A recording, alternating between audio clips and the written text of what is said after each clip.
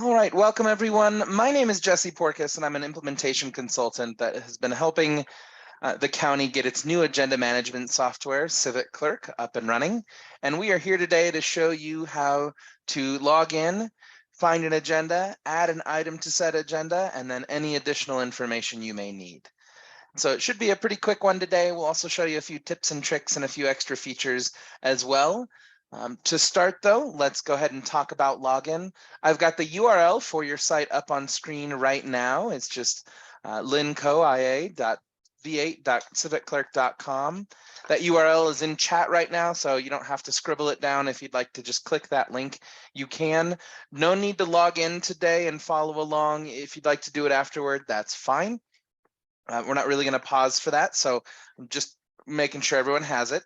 But today, some of you would have received an email about 20 to 30 minutes ago from a no reply email address, noreply@civicplus.com, letting you know that you had an account created for you. It would have looked something like this, and it said, "Thank you for signing up," even though I did it for you, and then there was a link in there to set up your password.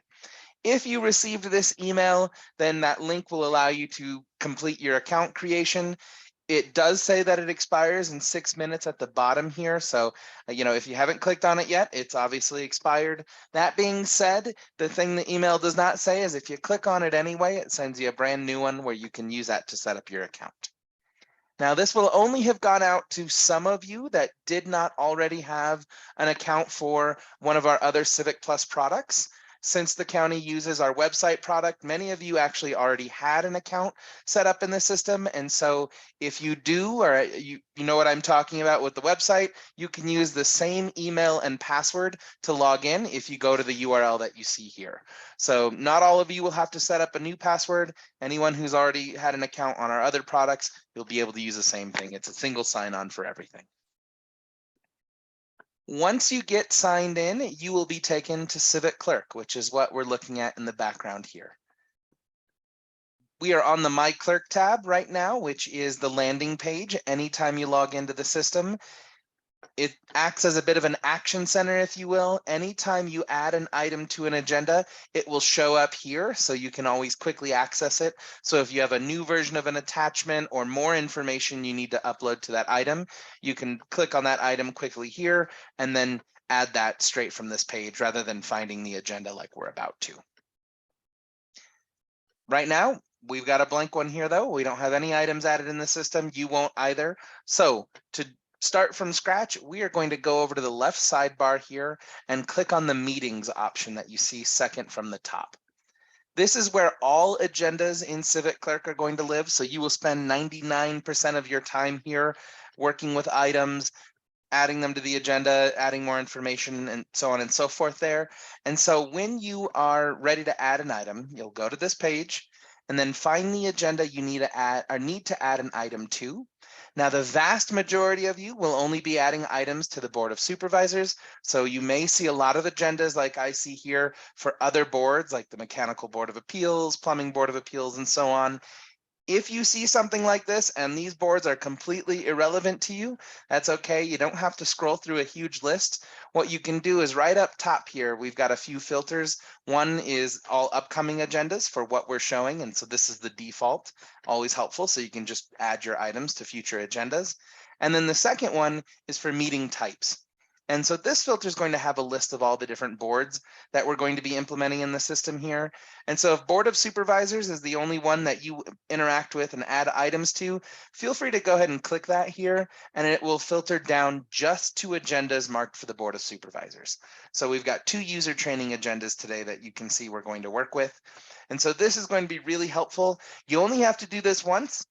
Once you do this, the system's going to remember whatever filter you have here. So every time you log in and click meetings, it'll always have just those boards available. Now, I know some of you are agenda managers for multiple boards. So if that's the case, if you don't see your board here, or if you create an agenda down the road, which we'll cover in a future training, and you don't see it, make sure you check this filter, because if you create it for another board, you'll have to just switch over to that or go back to all meeting types. We've got two agendas that we'll be working with today. Both of these will be available to you to use. So if you'd like to go in and work with adding a few items to a board, see how it works and just kind of familiarize yourself with this, please feel free to do so. These will be up as long as we're in testing here. I'll delete them right before we launch. But when you are finding an agenda that you want to work with, there's a few key pieces of information to look at on this page to make sure you're on the right agenda. Number one will be the name. Today, I titled these agendas User Training and User Training 2. However, most of the time, the name will simply be the name of the board, so you at least know what board you're adding your items to. We then have our date and time below that, so you can find the date for the meeting in question that you need to add your item to. And once you have that set, before you click into the agenda, one last date that you'll want to take a look at is the cutoff date that you see in the bottom left-hand corner here. So there's a countdown here that says cutoff in 13 days. My meeting is in 26, but in 13 days, I will no longer be able to add items to this agenda. This is our cutoff date, July 5th here. So this is something that you'll need to keep in mind when going to add items. If you have an item that is incomplete and you're still waiting on information, make sure you're paying attention to that day, because after this day passes, you will have to contact an agenda manager directly for approval to get an item added. We can still add them, but it is something that has to go up the chain of command here to make sure that it gets approved. We don't want any last minute surprises. So if you miss that date, you might end up having to put that onto the next meeting's agenda instead. When this has passed, it'll be a big red bubble that says passed, so you'll know right away. But as long as you see some kind of countdown here, you can still add items to these agendas. Any questions on this before we click into this user training agenda and add our first item? All right. It looks like there was one in the chat, Jesse. Oh, sorry about is that. Cutoff date determined by CivicClerk, or is that something we can set? Nope, that's something you'll set every time you make the agenda. Okay, thank you. Yeah, so it's set by agenda managers in the county, and it can always be updated as well. So in case there was just a slew of emergency items at the end, we can always update that so multiple people can go ahead and add items. So we're going to use the user training agenda first today. We'll click in on that, and it's going to bring us to our Board of Supervisors agenda. Now we are on our draft page for the agenda. Obviously, this isn't what the published version will look like, but it should have a lot of the familiar sections that you're used to seeing on the agenda here, such as call to order, pledge of allegiance, and so on. And so to work with this agenda as a contributor, we're going to go up to this green Create menu that you see right here. The Create menu is going to open up an option for you here. When I click this, I have two, which are item and section, as you see here. But as contributors, you will only see item, which makes it all the easier for you. You don't have to worry about clicking the wrong one. Every time you open up the menu, it'll say item. You give it a click, and it pops up our item wizard for you. So to add an item to CivicClerk, there are three pieces of information that we need: where it goes, what it's named, and what type of item we are adding to the system. So before we even name our item, the first thing that the system asks you to do is place it on the agenda. Using the sections and items dropdown, we can open it up, and this will show every section currently on the agenda.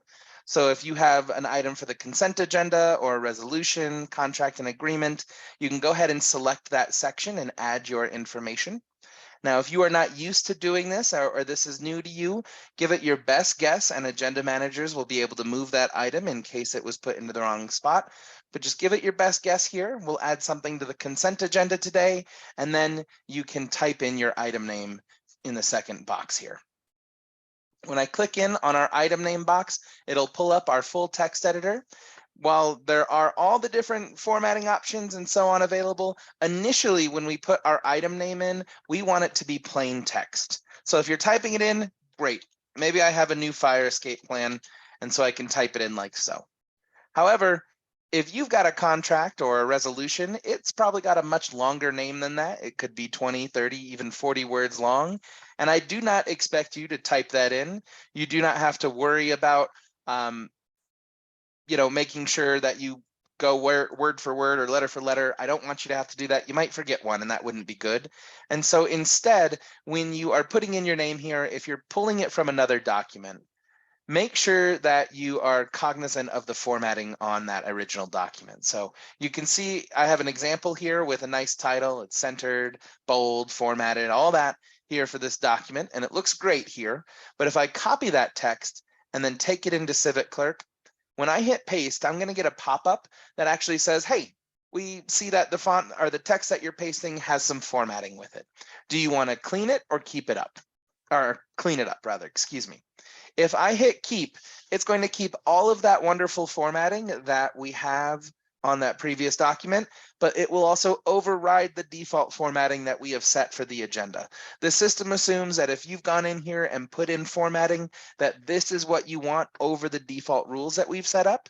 And while my new fire escape plan is very important, it is not so important that it needs to look like this on the agenda.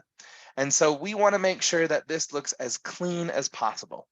You could paste this in again. Maybe we'll delete it and then hit paste once more and then use the clean option. But our system is not perfect. You'll see when I hit clean here, it actually kept the bold and underline instead of removing everything. We do not want it to be bold and underline on the agenda, at least not the whole item. And so if you get to this and you're having some issues, or really if you just want to build this into the end of your process, I always recommend going up to the third button in our text editor, which is our convert to plain text button. And that's going to remove all formatting in the box for you. So it doesn't matter if you had accidentally pasted in that really big piece of formatted text. You do not have to unformat it one by one or know what the rules are. All you have to do is click that third button and it removes it all for you. And now it'll let the system do that. So ideally, this is what we're going to want for the Board of Supervisors in particular. However, Meredith, I see your question in chat that you format items for the Conservation Board meeting. So if you do need to for another board, for instance, if you bold a few words for emphasis or anything like that, that's okay. But as far as I remember for the Board of Supervisors, we want to keep it plain text like this so the system formats it instead. Hey, Jesse, I answered Meredith's question on the side. I don't believe hers was related to plain text. They should all be plain text. It was to the sections and items list. Oh, So okay. everyone that's on the call, if you manage an agenda that's not the Board of Supervisors, your agenda template from your current agendas that you're using has already been added into this with your appropriate sections and items. Yes, you'll see a whole different list here when you create your agendas, which we'll go over in the agenda management training. But for the actual text itself, we want it to be as plain as possible here. So my recommendation, just to summarize, click that third button at the end before you go forward, just to make sure you don't have any formatting in there. If you're a fan of shortcuts, instead of Control V for paste, Control Shift V does the same exact thing. It's also present in the right-click menu here, paste as plain text. So we've got our location, our name set. The last thing we need to do is tell the system what type of item this is. We've got a few different options here in our category drop down here: resolution, presentation, action item, and so on. So take a look at the list and pick whatever type of item this may be. This is something we'll use for reporting purposes and then potentially approvals down the road if those ever get implemented. So you'll just want to make sure you give it your best guess here, just like with the top. For now, we'll go ahead and say this is an action item, and then we can move forward. There are two other fields here, the department and item ID that you can see here. Department is automatically assigned. When I created accounts for everybody today, you were all assigned to your department accordingly. I would not recommend changing this because most of you only have access to your department's items. So if you change this for some reason, you might not be able to access the item you just created. So leave that be.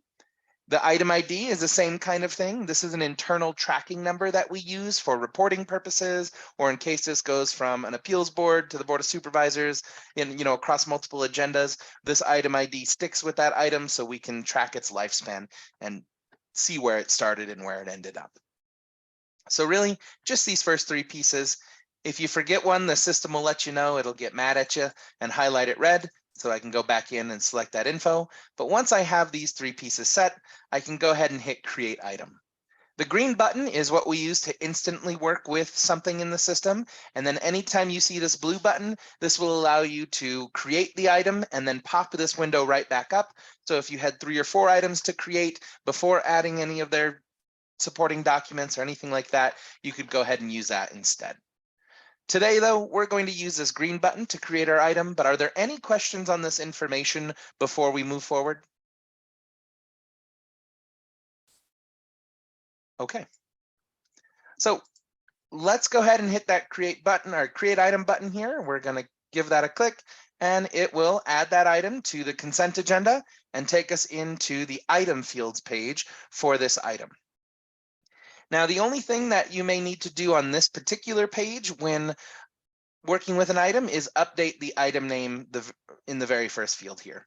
The short name is a truncated version of the item name. As you can see here, it cuts off just at about 50 characters or so. This is used internally for minutes when we're going through the minutes feature, and so it's not something that'll ever show publicly. It's automatically done. That's another one you can just kind of let be.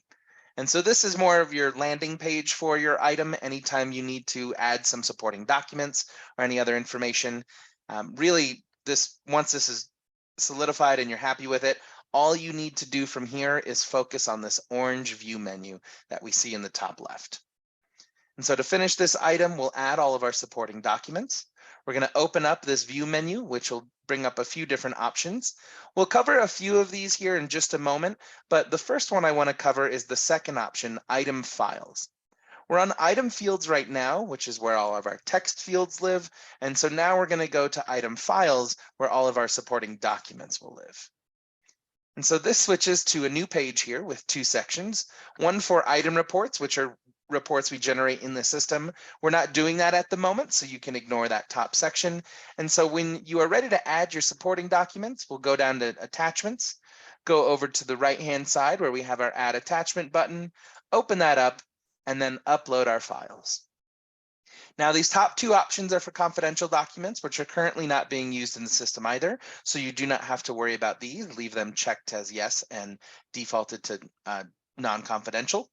And then once you're ready to upload, you can start dragging and dropping files into this dotted gray box, or give it a click and it will pop up a system dialog so you can then find your attachments and upload them that way. I've got 3 files that I want to upload today. I'm already in my training files folder. You can see I've got a PDF, an image file, and a Word document related to my new fire escape plan. You do not have to convert these to a PDF beforehand or anything like that. All you have to do is select the files, hit open, and as long as they are supported files, when I do this, they will show up in green underneath this green cloud. We support anything that we can convert to a PDF. At the end of this process, when your agenda managers are getting ready to publish their agendas, we will combine all attachments and files into a single PDF for an agenda packet, which will be bookmarked, run through OCR, and page numbered and everything for you automatically. The only thing that we need to be able to do that is we need to be able to convert your files into a PDF. Typically, that means audio and video are the only 2 things that we can't support. And so PDFs obviously will work. Any image file you would typically work with is fine. Word documents, PowerPoints without videos work. So do Excel files. However, if you have an Excel file that is particularly wide, if you've got 30 or 40 columns on it, I might export that as a PDF first from Excel, simply because we can convert that file, but Excel does a little better job since they own the product. So I would recommend maybe some Excel files being exported first, but everything else you can keep in its original format. As long as it shows up in green, you're good. If it's unsupported, it would pop up in red and give you a list of file types that we support. I can go ahead and hit add attachment here if I would like to upload these files. However, there's one new section that appeared after I added them, and that's the attachment name section here. The attachment name section shows you the file name on the left and then puts that information in text boxes on the right. And what this is asking you to check before you go forward is just make sure that the file names or the attachment name here on the right is something that's clear and concise that your board is going to be able to understand. When we create that packet at the end of the process, as I mentioned, it creates bookmarks for every item and document that you've uploaded to the agenda. And when we create those, we use the attachment name in the table of contents so the board can navigate and quickly find attachments. And so to that end, we want to make sure that whatever shows up here is something that the board will be able to understand at a glance. We don't want them to have to click into a file and say, what is this? I don't understand the name. We should be able to have just some kind of descriptor in these names here so they can quickly navigate and find the information they need. Remember, if you've been looking at this item for the last 2 weeks or 2 months, for however long the project's taken, you may have opened these a million times. And so it could be gibberish and you would understand what they mean, but it's the first time the board's going to be looking at them or the public. And so we want to make that as easy as possible for them. It doesn't mean that you have to have really long file names. You don't have to have huge descriptors. Fire escape plan proposal is great. Even just proposal would be fine, honestly, because I know it's attached to the fire escape plan, so I know it's the proposal for that plan. What we want to avoid are things like gibberish or generic names here. So this middle one is fire escape plan. I happen to know that it's an image because I can see the file type here. And so this is actually my fire escape diagram or my map or route, right? And so I want to make sure that it has some kind of descriptor that lets me know what the content of the file is. My introduction is good here. So all 3 of these are good responses or good names for these attachments. Once that's cleaned up, we can hit add attachment and it'll upload these files. Are there any questions while we wait for that to upload? Jesse, we have a question. Can you hear us? Yep, sure thing. Okay, Yeah. Meredith is going to ask it. Can we go back a little bit? So for the terms for the cutoff time. Oh, she's gonna have to get a little closer to the microphone. For the cutoff time, can we set that as past the date? Normally we add our minutes to the agendas about a month after because they have to be approved at the next month meeting. So minutes work a little differently. So the cutoff time is for adding items that should be discussed during the meeting itself. Your minutes file, though, for that meeting can be published afterward whenever they're approved. And so that'll be a slightly different process. Okay, thank you. Jesse, this is Jeanette Shoup. Previously, we just attached our agenda. We didn't attach the whole file of attachments. Are we still able to do it that way? Just post the agenda? Yes, if you'd like, you can still just post the agenda. This is just if you wanted to have all those supporting documents out publicly. Adding them this way does a few things. Like I've mentioned, it converts all of them into a PDF and a single document that's navigable, I suppose. And then the other thing is it would provide individual links to each of those documents in our public portal for the public to see and access. Sure. Okay. Jesse, Thanks. can I ask another question? Sure, please. So if we have like our director's not here right now, so we're kind of brainstorming on how to do this. If you just mentioned we can just put out an agenda without supporting documents on CivicClerk, but if we have the all the items and they're collated and then they're scanned into a PDF, can we just load that as the supporting items, or is this not an option on this? So it kind of depends on what result you want to show to the public. If you would like it to, well, I guess if you have bookmarks and everything already on it, then yes, you could upload it in place of the packet that's generated in the system. But this just kind of lets you run everything through the system and keep it all in a central location so you don't have to gather those files separately or have them in different locations. And then the other thing that the packet process does is it runs every line of text through OCR. So you could search for an applicant name or a location, an address, anything like that, and in the public portal or in the search bar up here, and it would tell you what item and what attachment has that information within it. Okay. And so if you upload manually, or if you create it outside the system and upload it, you don't get that OCR. If you create it in the system, it runs that all for indexing. And Daniel, I believe when you mentioned that to me previously, it was that you guys receive all those files and then you print them and then scan them into the computer to make a packet. Mhm. Doing that will not be accessible. Jesse could correct me if I'm wrong, but I believe that will make your PDFs not ADA compliant. Yeah, it all depends on what the quality of the scan and things like that. And also that's what the packet process does for you. So all you do is upload the attachments, and then we do all the conversion, all the combining. We use PDF/A format, which is it's like a forever format is what it's considered, because the font stylings are within the document.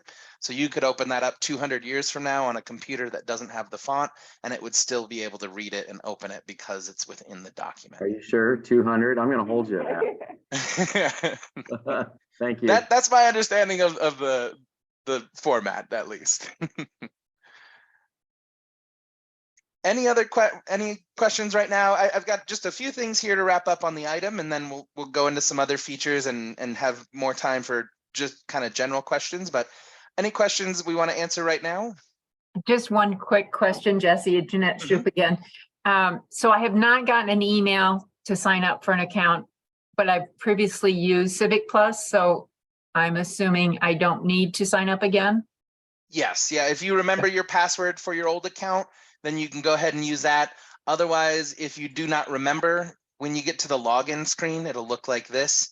If you just put in your email address here, I'll put in just kind of a random one because mine will redirect me if I use mine. It will, and hit continue. There's a forgot password link right here you can use. So Okay. if you don't remember, that's a great way. If you can't find that email, then and have no idea that you had a previous account, use this forgot password link as well. Okay, thanks.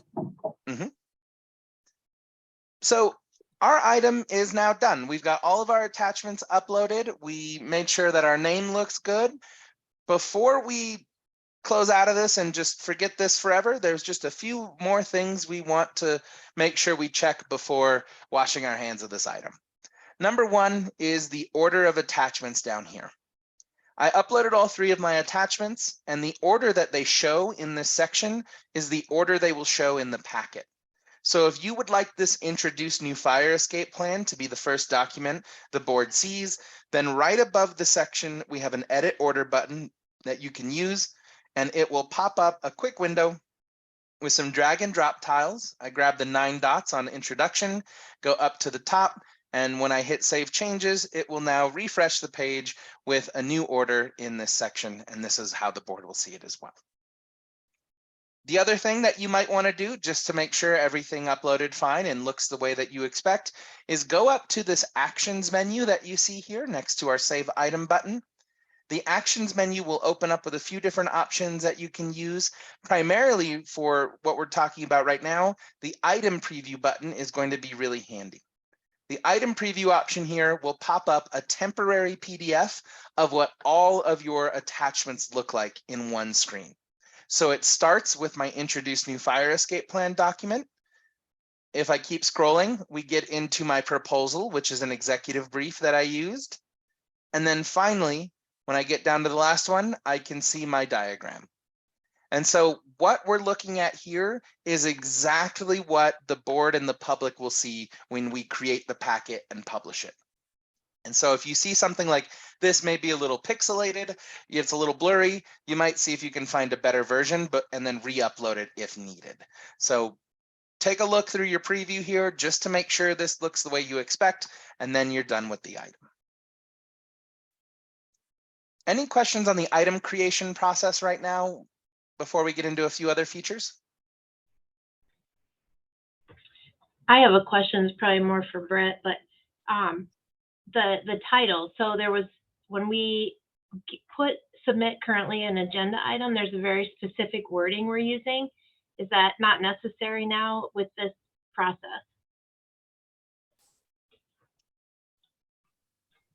Who asked that question? Sorry. It's Dawn. Oh, hey, Don. You can use specific wording. You can do that all the same.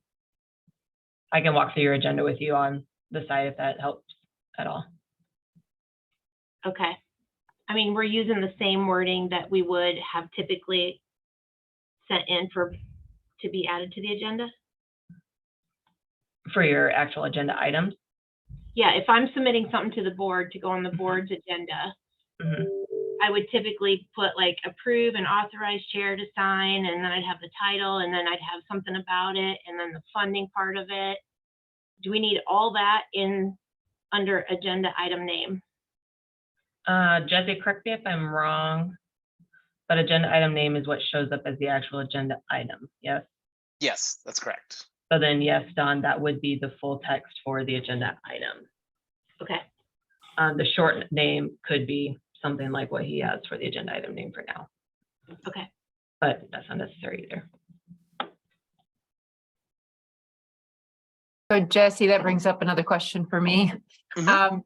When I send in contracts to have Board of Supervisors sign them, I send them to the email that says Board of Supervisors agenda, and it sends it to everyone.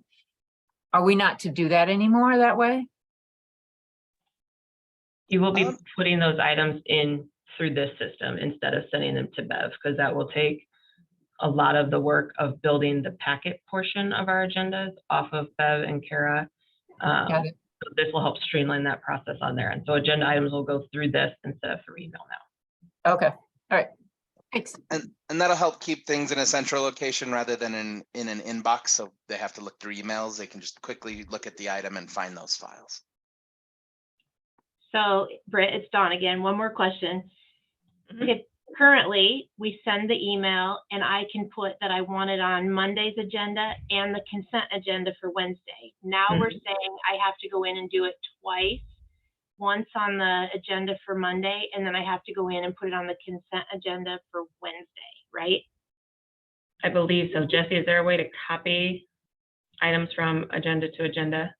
Yes, yeah, that's going to be the next thing, actually. Perfect. So You're a step ahead, Don. great question to set it up.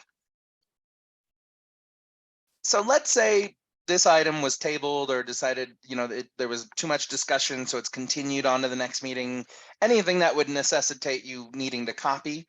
To do that, you do not have to re-upload things or recreate the item on the next agenda. Remember, we had 2 agendas to work with today. So if this item gets tabled to next meeting, it was still on the agenda and intended to be discussed, but they decided to table it.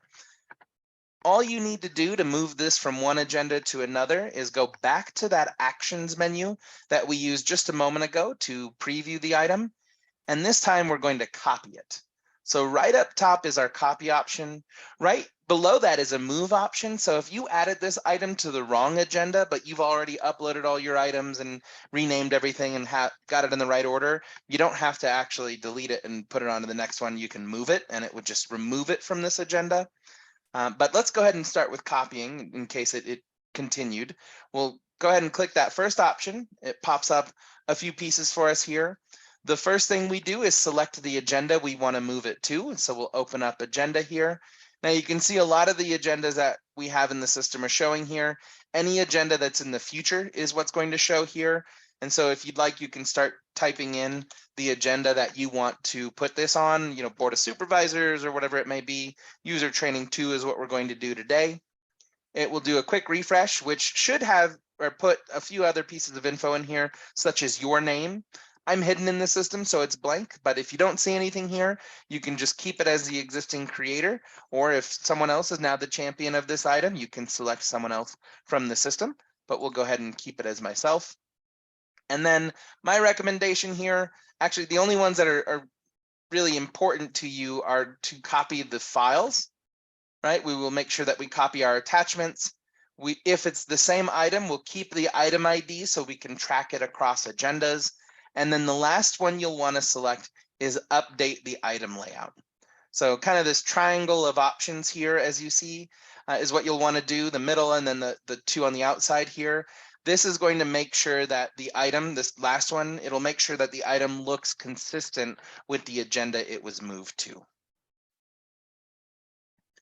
And so down here, we can then change our item name if needed. And so maybe it was introduced in the first meeting, and now we are going to consider the new fire escape plan or whatever it may be.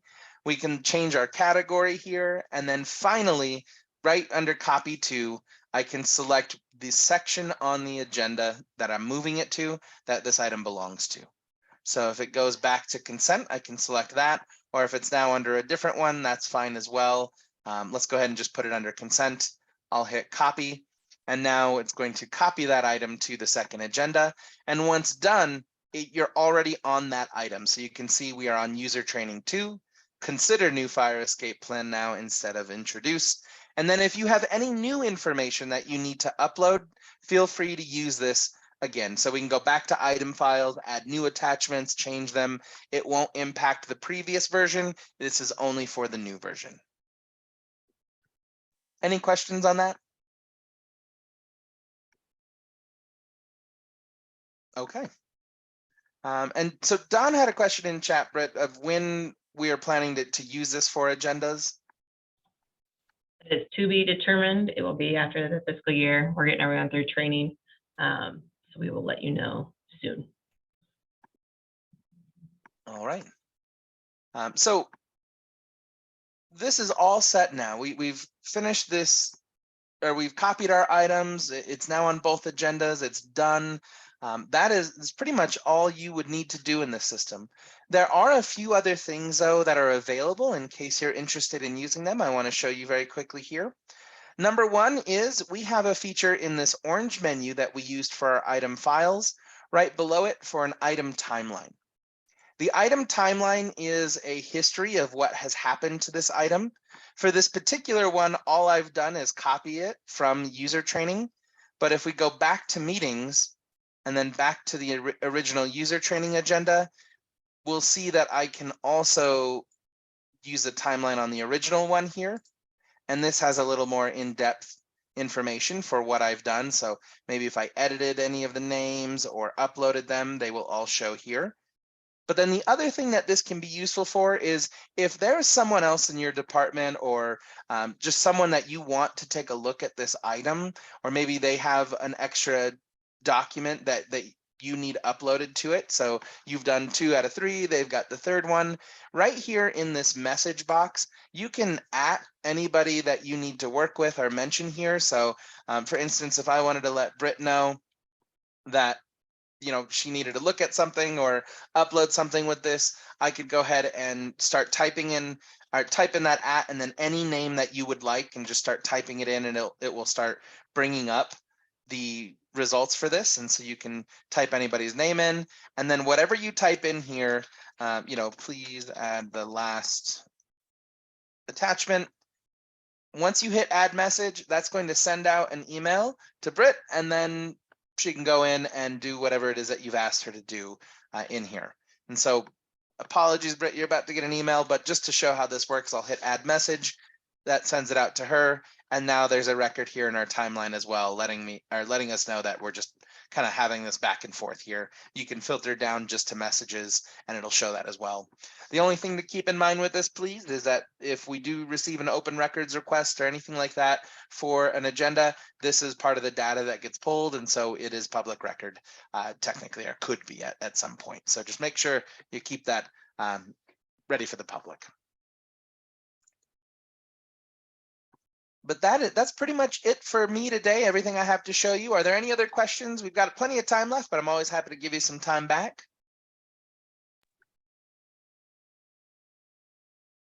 Do we still keep putting minutes on Agenda Center as we have been now? There will be a separate training for minutes through this platform as well. Okay. So how do we take minutes? Is that still on a separate document and then we just upload it? Until this system is live, yes. But then once the system is live, you'll be able to enter them within the system and publish them through CivicClerk. Okay. What if we have a disconnection and like we do out here at Wiki at Brit sometimes that If you have what? well, what if we have a break in our connectivity with internet? We have that happen a lot out here. I don't know, Jesse, is the option there to upload just the document, or they can go back in and add them later when the internet's up? Yes to both, yeah. So you can just kind of, scribble down notes if you lose connection and then come back and add them. Minutes are not published or, anything like that until you're ready. So you can work on them as long as needed. Can we just do those on a Word document and just add them afterwards as a document?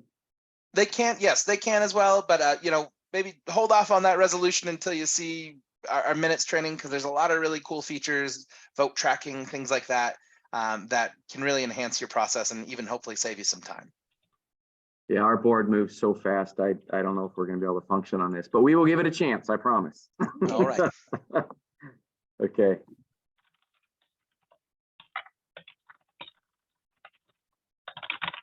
So we had a question there. Can you show us a finished agenda? So I do not have a finished agenda for Lynn County in particular, since we haven't created any actual agendas here.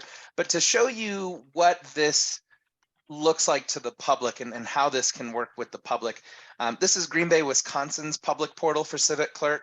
And they have probably about 30 or 40 boards in the system here, as you can see.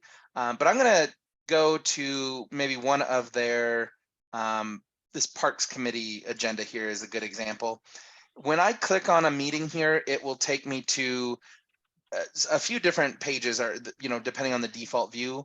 Green Bay's elected to have their meeting files as the default, so I can look at the agenda in the public portal or the packet, as I mentioned. If you can see here, this is 42 pages long for their packet. You don't have to scroll through it all. What you can actually do is right over here on the left-hand side, there is a bookmark option here. And so I can see under regular business, for instance, they've got 7 items. If I click on number 5, it takes me directly to the first page for that item. I can even open that up as well, so I can see that there's one other attachment. This is why those attachment names are important. And so I can view those individually as well. So this is what that packet creation process does. It also allows you to search for specific text or anything like that. So, I could look up this number if I wanted, and it would pull up this item.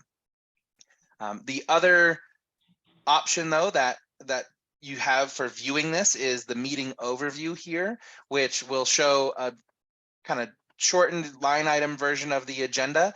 And so I can still see all of my sections and items here. The difference here, though, is underneath each item, instead of having to look through the whole packet, I can click at each individual attachment. So I don't have to download a big packet in case you have, 500-600 pages.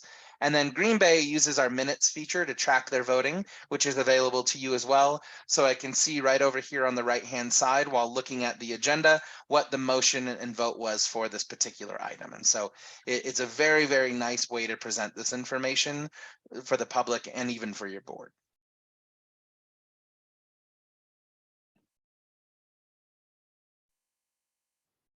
Any other questions right now?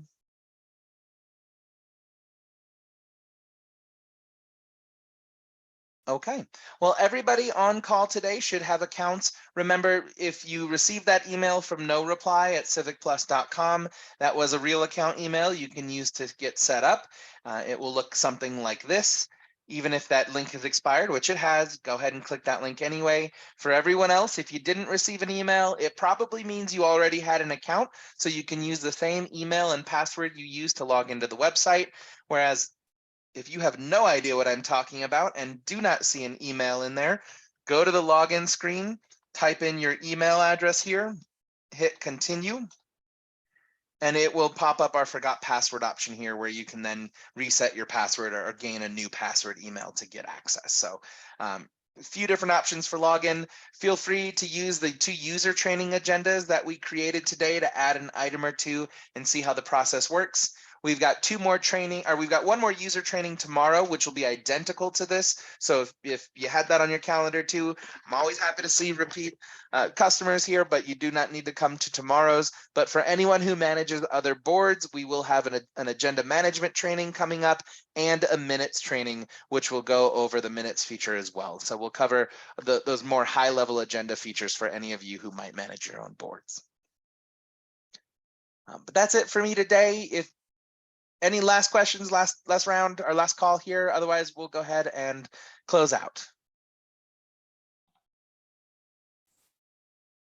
I think we're good. All Agenda right. managers, I will send you emails for trainings coming up. All right, well, thank you very much, and I hope you have a great day. Thank you.